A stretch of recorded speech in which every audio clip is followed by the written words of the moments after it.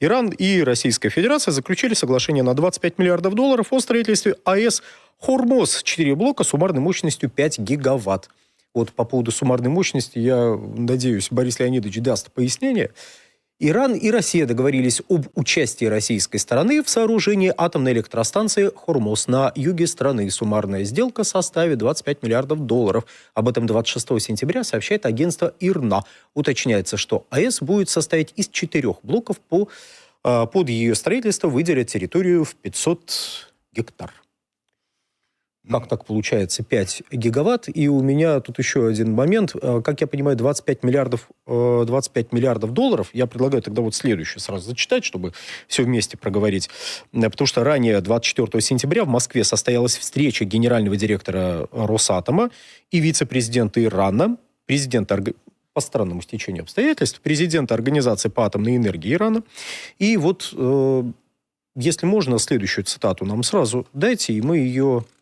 Был подписан меморандум о взаимопонимании о сотрудничестве в сооружении атомных электростанций малой мощности на территории Исламской Республики Иран. Документ предусматривает конкретные шаги, направленные на реализацию этого стратегического проекта в Иране. Ну, вот такое довольно короткое и общее сообщение. Ну, давайте по порядку. Что касается строительства атомных электростанций в Иране, в 2014 году подписан меморандум между нашими правительствами о том, что Росатом построит на территории Исламской Республики Иран до 8 реакторов гигаваттной мощности. Бушер-1 запущен в 2013 году, в 2014 сразу меморандум. Блоки Бушер-2 и Бушер-3 строятся. Вот новое соглашение еще о 4 реакторах. То есть запасик там еще есть. Что касается проекта «Хормоз», то здесь ничего неожиданного. Еще в прошлом году, в январе, Иран известил МАГАТЭ о том, что такой объект будет. То есть объект сразу находится в поле действия гарантии МАГАТЭ. Ничего секретного приписать к тому, что это часть ядерной программы, Ирана не получится. Что такое 2500 мегаватт? Это либо реактор ВВР 1200. 5. 1200 умножить на 4 будет 4800. Да. И малые добавляют. Там совсем рядом. Давайте думать, что может быть еще. Еще может быть реактор ВВР ТОИ. Пуск первого из которых мы ожидаем в начале следующего года в составе Курской атомной электростанции 2. Так что, поскольку здесь конкретизации нет, посмотрим, что будет. Потому что это соглашение, но еще не обязывающий контракт. Что касается темпов строительства, они невелики. Нет межгосударственных кредитов. Есть понимание того, в какой ситуации находится Иран. Как сложно ему набирать финансы в той обстановке, в которой он находится. Вот когда он находит деньги на очередной этап строительства, оно двигается дальше. Поэтому и начатый строительством в 2019 году второй блок атомной электростанции «Бушер» двигается так, как двигается по «Бушеру». Третьему блоку информации еще меньше. Известно, что, по крайней мере, во всех официальных СМИ Исламской Республики Иран сообщение о том, что первый бетон состоялся, было. В нашей прессе не было ничего. Мы стесняемся. Мы почему-то вот так вот решили, что Иран пишет, и хорошо. Бушер тоже находится в зоне действия гарантии МАГАТЭ. 12-дневная война, так называемая, ничем не оправданная агрессия Израиля против Ирана, не затронула атомную электростанцию Бушер, и будем надеяться, что так будет продолжаться и дальше. А что касается нового меморандума о строительстве атомных станций малой мощности, лично у меня есть подозрение, что речь идет о севере Ирана, где проблема энергодефицита есть, ежегодно ее видят. Это можно безо всякой иронии, да, это действительно север, потому что там горная местность, там и снег, и морозы, и действительно и веерные отключения, и много других проблем. Проблему можно решать по-разному. Об одном из вариантов решения вот Александр расскажет, называется газовая труба. Неожиданный ход.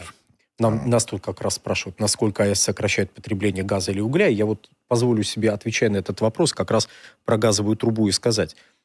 Постановка вопроса неверная, потому что, во-первых, есть такая штука, как растущий спрос, стагнирующий спрос, снижающийся спрос. Мы о каком виде спроса на энергоносители говорим? Ну, а если брать номинально, 1 гигаватт атомных мощностей снижает где-то на 2 миллиарда кубических метров потребления газа. Почему на 2? Потому что примерно в 2 раза выше коэффициент использования установленной мощности у атомных электростанций, чем у газовых. Соответственно, считайте, что так, если очень широкими мазками, 2 газовых гигаватта 1 атомный заменяет. Ну, у нас есть живой пример, о котором говорил человек, который тоже приехал на атомную неделю. Александр Григорьевич сказал, что 2 реактора Белоярской атомной электростанции – это минус 4,8 миллиардов кубометров газа, которые Беларуси теперь не нужны, а поскольку он их не закупает, есть возможность рассчитаться по кредиту. Очень удобно. А какая установленная мощность у белорусской атомной электростанции? 2,4. Собственно говоря, 2 реактора УВР-1200. Да. В Беларуси получилось так. В Иране, может быть, конечно, по-другому. И климат разный. Здесь, в принципе, спрашивают, поэтому про Иран.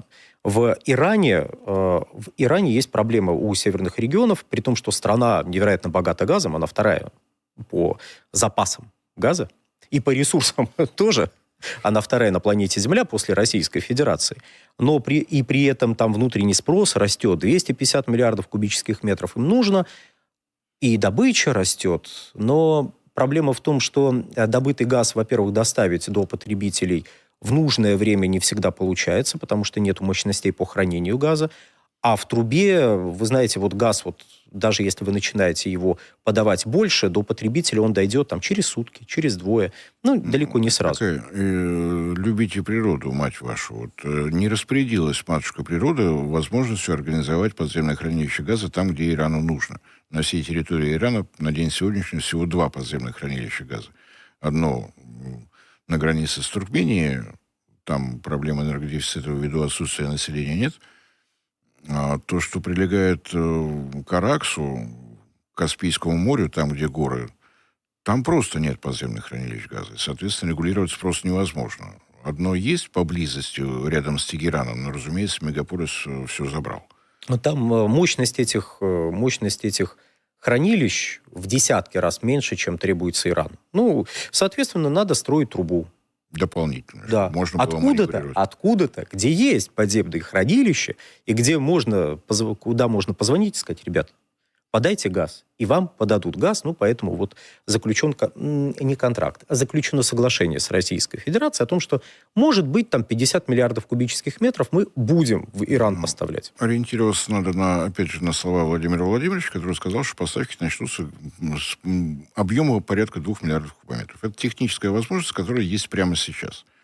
Потому что есть трубопровод, ведущий из России в Азербайджан, есть трубопровод, построенный в 70-е годы, Iranian Pipeline для поставок газа в Советский Союз. В 70-м году запущен до города Астара, который делится государственной границей пополам. С учетом того, что имеется сейчас в распоряжении Азербайджана, чисто с технической стороны, 2 миллиарда кубометров, пока предельная мощность, если не вкладываться в дополнительные трубопроводы. Многое зависит от позиции Азербайджана. Дело не в том, как выглядят сейчас наши отношения, просто попробуйте поставить себя на место Баку. Если этот газ пойдет, это означает, что Азербайджан оказал транзитные услуги на севере государства, на котором 35 тысяч западных санкций, а на юге государство, на которое 15 тысяч санкций. А вместе 50. Красивое число. Красивое число. Я думаю, что в Баку так сильно взвешивают. А сколько тысяч тогда придется на нас, если мы просто хотим зарабатывать деньги на нашем естественном географическом положении? Тут у нас спрашивают, что недавно был опубликован план развития электросетей и строительства электростанций России. До этого тоже были планы и дорожные карты. Они вообще согласованы между собой? Нет, зачем? А зачем? А разве надо? У нас сейчас имеется из стратегических документов схема и программа развития на период до 2030 года будет сейчас освежена до 2031 года. Энергетическая стратегия 2050, комплексный план размещения новых объектов генерации, и появился комплексный план развития инфраструктуры. Числа не бьют друг с другом. Мы в одном из предыдущих наших выпусков разбирали эти документы и энергетическую... становится все больше. Да-да-да, всегда есть о чем поговорить. Представляете, как здорово. Возможно, наши поклонники специально для нас пишут эти документы, чтобы мы тут разбирали, они радостно смотрели, как мы тут иронизируем. У нас много стратегических схем, планов развития, программ. Я предлагаю просто проговорить как факт, что на Иран вернули санкции на уровне ООН. Россия и Китай сопротивлялись, не помогло. Да, так называемый снэпбэк, и ничего с этим сделать было нельзя. Это одно из положений соглашения о всеобщем плане действий. Если участники, вот перечисленные, их всего было 6, кроме Англии, Германии, Франции, России, Китая и Соединенных Штатов, если идет заявление о том, что существенно нарушает Иран условия этого соглашения, то все санкции, имевшиеся до 2015 года, восстанавливаются автоматически. Остановить это можно было только голосованием Совета Безопасности, но требовалась новая резолюция, отменяющая действия предыдущие. Голосование 9-6 не в нашу пользу. В Совете Безопасности 15 членов, из них 5 постоянных, 10 временных. Вот так проголосовали. То есть формально считается, что с сегодняшней полуночи все санкции должны вернуться. Россия и Китай по этому поводу выступили, что они считают это просто откровенным жульничеством, потому что Великобритания, Германия и Франция сами существенно нарушили положение СВПД. Вот такое двурушничество типичное. Как можно вернуть санкции, когда 2 постоянных члена Совета Безопасности против? Мне сказать сложно, так что все вот эти вопросы к профессиональным политологам здесь. И у нас за последнюю неделю успели процитировать The Guardian, потому что, авторитетные издания, если они что-то пишут, нам обязательно надо процитировать это, потому что, как не процитировать The Guardian? Это же, если вот они про какие-то наши проблемы пишут, они же не могут ошибаться. Нам надо тоже рассказать. Ускоренный вариант этого сценария произошел на Фукусиме. Сейчас поясним, какого сценария. Поскольку реакторы только что были запущены, землетрясение магнитудой 9 баллов произошло в Японии, и горячие реакторы на объекте были автоматически остановлены. Аварийные генераторы продолжали перекачивать охлаждающую воду вокруг реактора, но они были выведены из строя цунами, последовавшим через несколько минут. 3 ядерных реактора на электростанции расплавились в течение 3 дней, хотя топливо оставалось локализованным. Никто не погиб, но более 100 тысяч человек были эвакуированы. Речь о том, что на Запорожской атомной электростанции остановлена подача электрической энергии, и вот там тоже могут, говорит нам The Guardian, и у нас просто это цитируют, потому что The Guardian что-то говорит. The Guardian нам рассказывает, что, понимаете, там тоже реакторы-то расплавиться могут. Правда, 1, но они написали 3, так бывает. Господи, боже мой, может 6. Может все, там, если что, 6 реакторов на Запорожской атомной электростанции. Все 6 расплавятся, и все, новая Фукусима. Если кто-то думает, что The Guardian пишет это, потому что говорят: господи, это что ж вы делаете, прекратите обстрелы Запорожской атомной электростанции, вооруженной формирования Украины, то, я боюсь, вы немножко ошибаетесь. The Guardian это пишет в том смысле, что вот русские захватили Запорожскую атомную электростанцию, возможно, сами ее обстреливают. И вот посмотрите, вот обратите внимание, вот из-за русских сейчас 2-я Фукусима будет.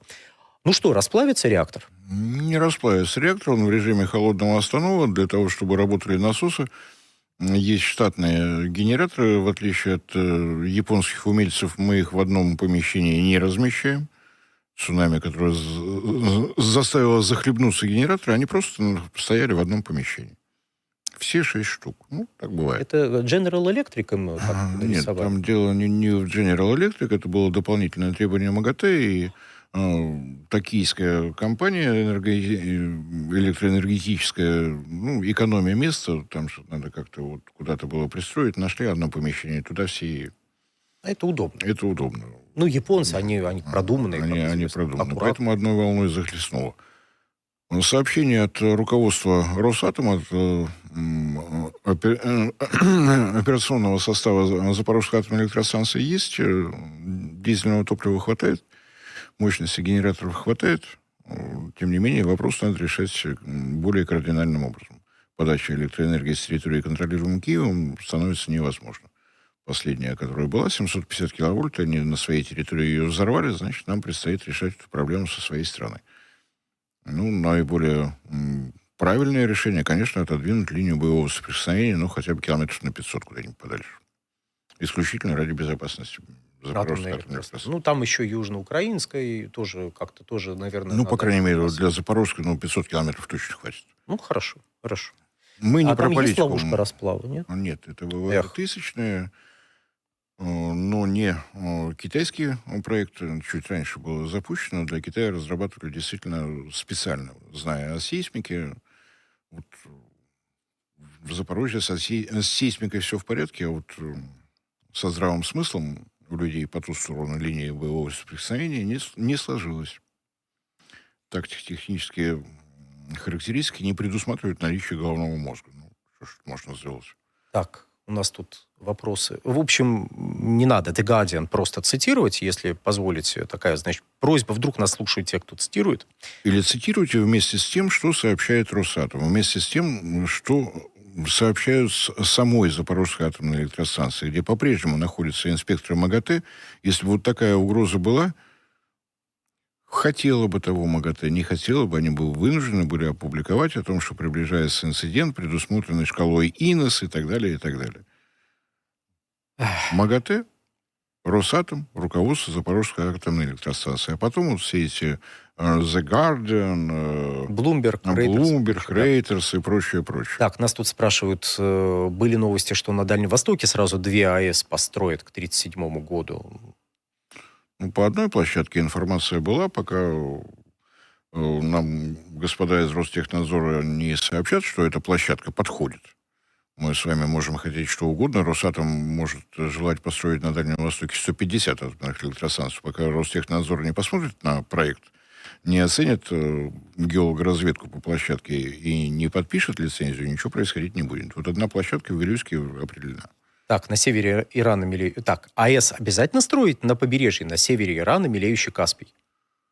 На севере Ирана есть реки. Она Воронежская атомная электростанция, Курская атомная электростанция, по большому секрету, они тоже не возле моря. И Белоярская атомная электростанция не возле моря. И работают. А вот во Франции все, казалось бы, хорошо. И с реками, и с морями, и с океанами. А вот не всегда работают. Парадокс, казалось бы. Ну, лягушки, медузы, что-то. Ну, медузы. Медузы-убийцы напали на французские атомные электростанции, да.